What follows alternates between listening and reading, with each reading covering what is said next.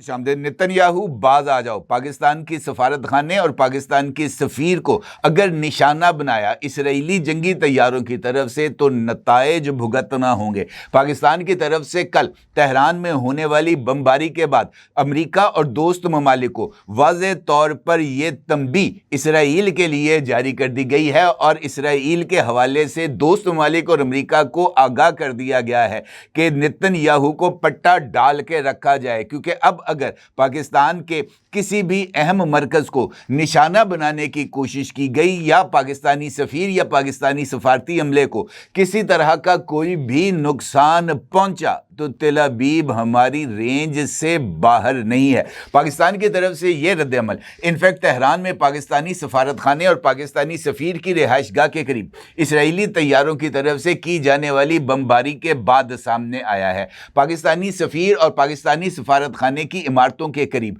Iran की हुकूमत और ईरान के चंद फौजी मराकज़ मौजूद हैं और इसराइली हमलों के दौरान इन्हीं मराकज़ को निशाना बनाया गया। लेकिन चूंकि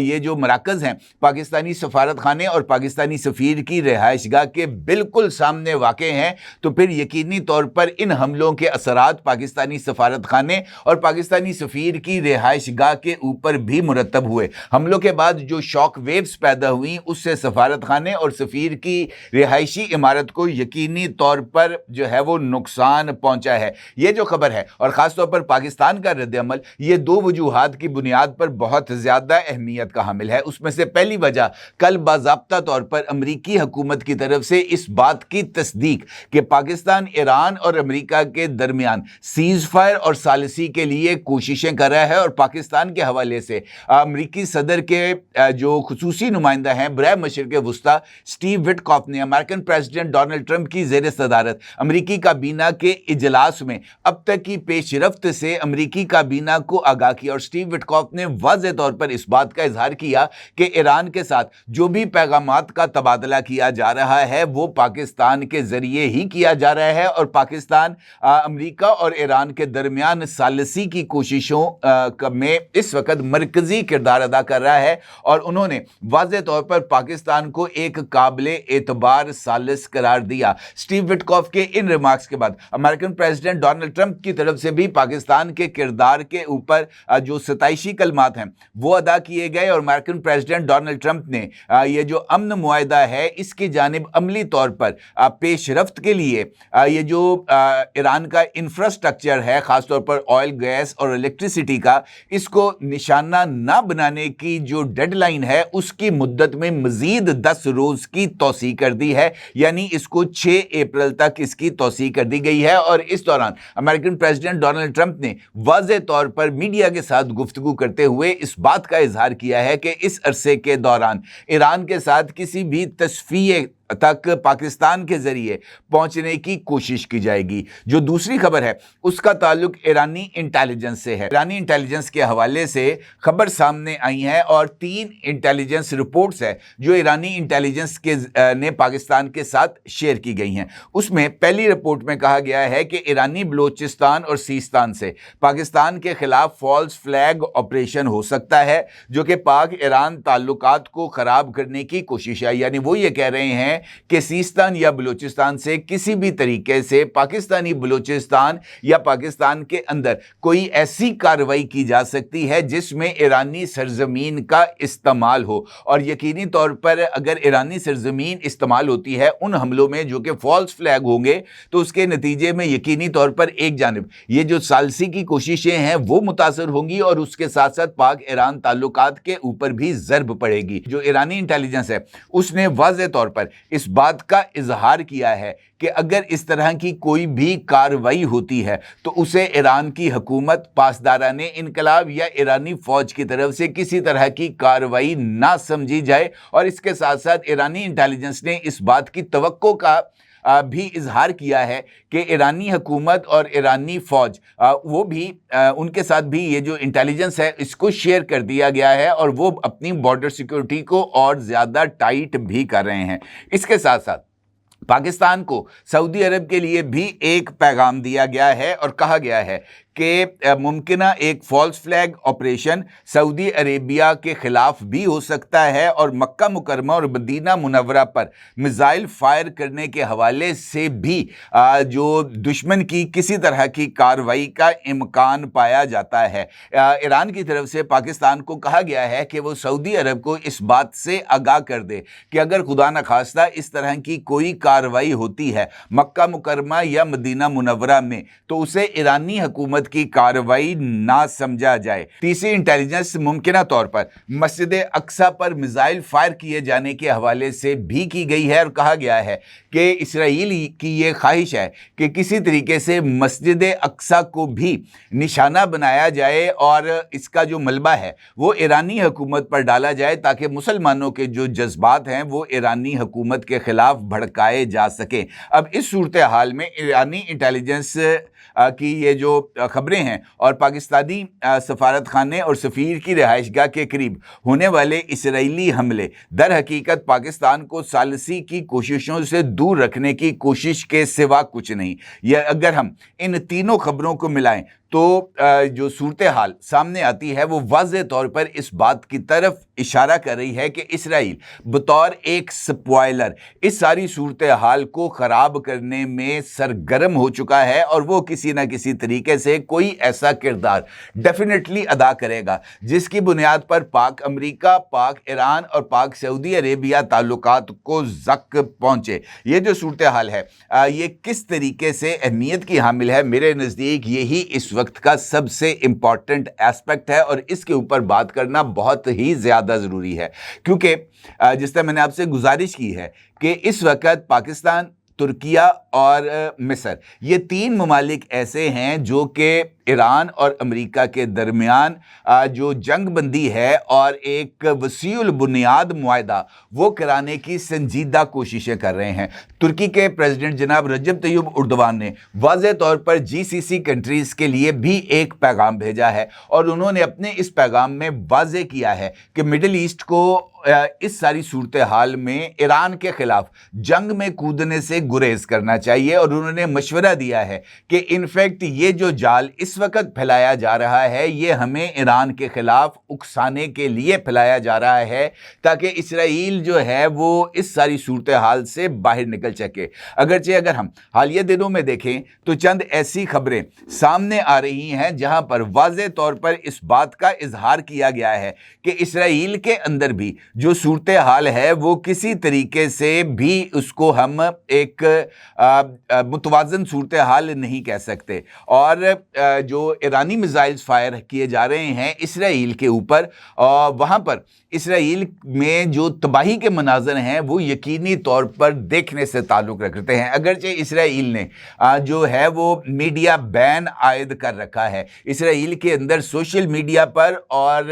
इसराइल के नेशनल मीडिया और इंटरनेशनल मीडिया पर इसराइल में ईरानी मिसाइल्स हमलों के नतीजे में होने वाली तबाही को दिखाने पर मुकम्मल पाबंदी आयद कर दी गई है। लेकिन इसके बावजूद भी इसराइल से जो मनाज़र सामने आ रहे हैं वो वाज़ेह करते हैं कि ईरान की मिसाइल पावर ने वाक़अतन इसराइल का जुलूस निकाल के रख दिया है और वहाँ पर जो तबाही फैली है वो अपनी मिसाल आप है और यही वजह है कि इसराइल तबाही के इन मनाज़र को जो है वो छुपाना चाहता है। ईरान एक से ज़ायद मरतबा इस बात का दावा कर चुका है कि उसने अमेरिका और इसराइल से मुतल्लिक स्ट्रेटेजिक मुकामात को निशाना बनाने के लिए तवील और दरमियाने फासले तक मार करने वाले मिसाइल्स, ड्रोन्स और मल्टी वॉरहेड हथियारों का इस्तेमाल किया है। ईरान के पासदाराने इनकलाब के मुताबिक कार्रवाइयाँ दुश्मन के अहम फौजी और स्ट्रेटेजिक आदाफ के खिलाफ की गई हैं। पासदाराने इनकलाब का यह भी कहना है कि गुज़िश्ता 24 घंटों के दौरान इसराइल के ऊपर जो मिसाइल अटैक्स किए गए हैं उसमें इसराइल के शहर अशदूद में ऑयल स्टोरेज टैंक और डिपो को निशाना बनाया गया है। ईरान के मुताबिक खित्ते में मौजूद अमरीकी फ़ौजी तनसीबात भी हमलों की जद में आई हैं जिनमें कुवैत के अली अल सालिम और अल अदीदी बेसेस, मुत्तहिदा अरब अमारात का अल जुफ्रा एयर बेस और बहरीन में वाक़ शेख ईसा बेस शामिल हैं। ईरानी हुकाम ने हमलों को दुश्मन के खिलाफ जवाबी कार्रवाई करार दिया है और इसका जिक्र किया गया है कि जनाब अगर मशरिक़ वुस्ता के मुख्तलिफ ममालिक में अमेरिका के फ़ौजी अड्डे मौजूद रहे तो ईरान जो है इनके खिलाफ कार्रवाइयाँ जारी रखेगा। इसके साथ साथ इस बात का इजहार भी ईरान की तरफ से मुसलसल किया जा रहा है कि ईरान हर तरह की कार्रवाई का जवाब देने के लिए तैयार है। और अभी जो रिसेंट डेवलपमेंट से सामने आई हैं, जिसका जिक्र कल स्टीव विटकॉफ ने किया है और अमेरिकन प्रेसिडेंट डोनाल्ड ट्रंप ने किया है, उसमें वाज़ेह तौर पर इस बात का इजहार किया गया है कि ईरान को अमेरिका की तरफ से 15 पॉइंट्स पर मुश्तमिल एक एजेंडा दिया गया है और अमेरिका की ये ख्वाहिश है कि ईरान इस जो शराइत हैं इन शराइत को तस्लीम कर ले। ईरान की तरफ से अगरचे ऑफिशियली हुकूमत पाकिस्तान को अमेरिका की तरफ से दी जाने वाली जो 15 निकाती एजेंडा है उस पर हतमी जवाब मौसूल नहीं हुआ, लेकिन जो भी ईरानी मीडिया के जरिए खबरें सामने आ रही हैं उसमें ईरान की तरफ से अमेरिका के इस 15 पॉइंट्स को ना सिर्फ मुस्तरद किया गया है बल्कि ईरान का ये मानना है कि वो जो है वो अपने जो 6 नकात उन्होंने तैयार किए हैं वो उसी के ऊपर बातचीत करेंगे। और ईरान की तरफ से कल जो अमेरिकन प्रेसिडेंट डोनाल्ड ट्रंप की मीडिया टॉक सामने आई थी उस पर रद्देमल देते हुए ये बात कही गई है कि ईरान किसी भी तरीके से अमेरिका को इस खित्ते से जो है वो निकलने नहीं देगा जब तक ईरान की जो 4 बुनियादी शराइत हैं उनको तस्लीम नहीं किया जाता। तो इसका मतलब ये है कि इस निगोशिएशनल फेज से पहले भी बहुत कुछ ऐसा होना बाकी है जिसकी तवक्को अभी शायद हम या उसका अभी हम सही इदराक नहीं कर पा रहे। मुझे ऐसे लगता है कि इन मुज़ाकरात के हवाले से जो इब्तदाई सूरत हाल थी उसमें इस बात की उम्मीद की जा रही थी कि इस मामले को जल्द अज जल्द समेटा जाएगा और बहुत जल्द बराह रास्त मुज़ाकरात अमेरिका और ईरान के दरमियान हो जाएंगे। लेकिन मुझे जो अभी डेवलपमेंट से सामने आ रही हैं उनकी मौजूदगी में इस बात के इम्कानात नज़र नहीं आ रहे। और जिस तरीके से आपको मालूम है, जो मेरे इनसाइट देखने वाले रेगुलर व्यूअर्स हैं वो इस बात से बखूबी आगाह हैं कि मैं मुसलसल इसराइल के हवाले से अपनी इस राय का इजहार करता आ रहा हूं कि इसराइल एक स्पॉइलर है और वो इस पीस प्रोसेस के रास्ते में भी रुकावटों को क्रिएट करेगा। और उसका सबूत इसराइली वज़ीर आज़म नेतन्याहू की तरफ से इस ऐलान की सूरत में सामने आया है, जिसमें इसराइल का ये मानना है कि अगर अमेरिका ईरान पर हमले करना बंद भी कर दे तब भी इसराइल अपने मकासद के हसूल तक इसराइल जो है वो ईरान के ऊपर और लेबनान में हिजबुल्लाह के ठिकानों के ऊपर हमले जारी रखेगा। इसका मतलब ये है कि अगर अमेरिका और ईरान के दरमियान जंग बंद हो भी जाती है तब भी इसराइल और ईरान का जो महाज है वो खुला रहेगा, क्योंकि इसराइल का एजेंडा इनफैक्ट महज ईरान के ऊपर हमले करना नहीं बल्कि ईरान के अंदर जो मुकम्मल इंफ्रास्ट्रक्चर है उसकी तबाही है, ताकि दिहाइयों तक ईरान इसराइल के आंखों में आंखें डालकर उसको सबक सिखाने की पोजीशन में ना रहे। और यही वजह है कि इसराइल की तरफ से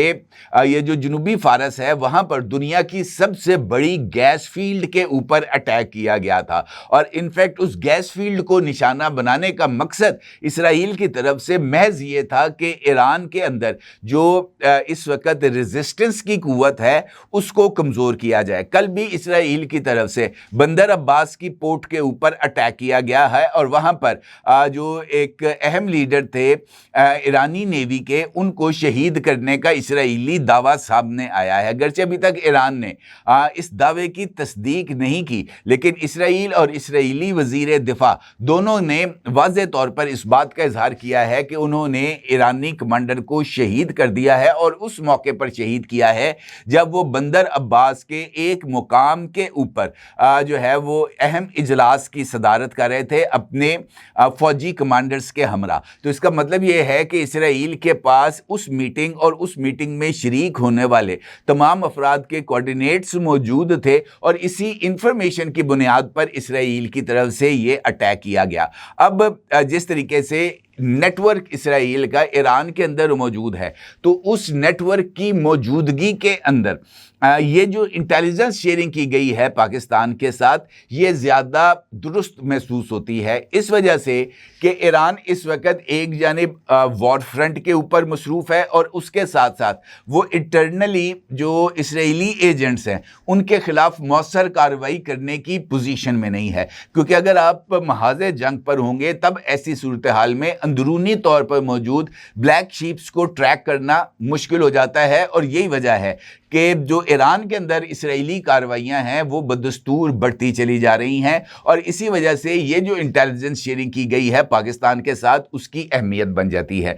इसी तरीके से ये जो पाकिस्तानी सफारत खाने के ऊपर और पाकिस्तानी सफ़ीर की रिहाइशगाह के करीब जो अटैक्स हैं, ये भी इनफैक्ट पाकिस्तान के लिए ही एक पैगाम था कि पाकिस्तान इसराइली मकासद के रास्ते में रुकावट ना बने, क्योंकि ये जो मरकज़ हैं ये आज के तो वहाँ पर मौजूद नहीं है, और ना ही पाकिस्तानी सफारत खाना और पाकिस्तानी सफ़ीर ने अभी चंद रोज़ कबल ही वहाँ पर रिहाइश इख्तियार की है। पाकिस्तान का सफारत खाना और पाकिस्तानी सफ़ीर की ऑफिशियल रिहाइशगाह वहाँ पर तवील अरसे से मौजूद है। लिहाजा ख़ास तौर पर ऐसे मौके पर जब से जंग को 26-27 दिन गुजर चुके हैं, ये हमला 26-27 दिन में नहीं किया गया, अब किया गया जानते बूझते कि पाकिस्तानी सफारत खाने की बिल्डिंग या पाकिस्तानी सफ़ीर की रिहाइशगाह इन हमलों से मुतासर हो सकती है। ये हमले करना इनफैक्ट पाकिस्तान को यही पैगाम देना था कि वो अपने आप को सालिसी के अमल से बाहर कर